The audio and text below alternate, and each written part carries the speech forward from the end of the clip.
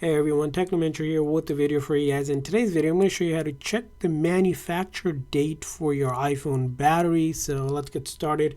Now this data is built in right into your iPhone, but we can access this by going into our setting on our iPhone, and then we're going to want to go into the battery section here.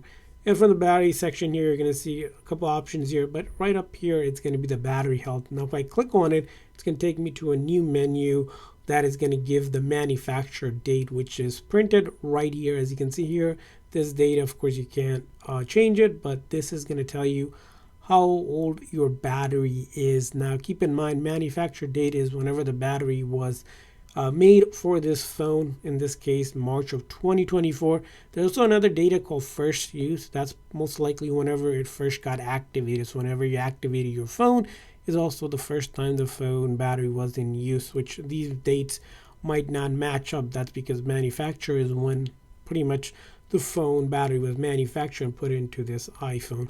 And that's how you check it. I hope this video was helpful. If so, please consider the like and subscribe button for more tips and tricks for your iPhone and other iOS devices. We'll see you guys next time.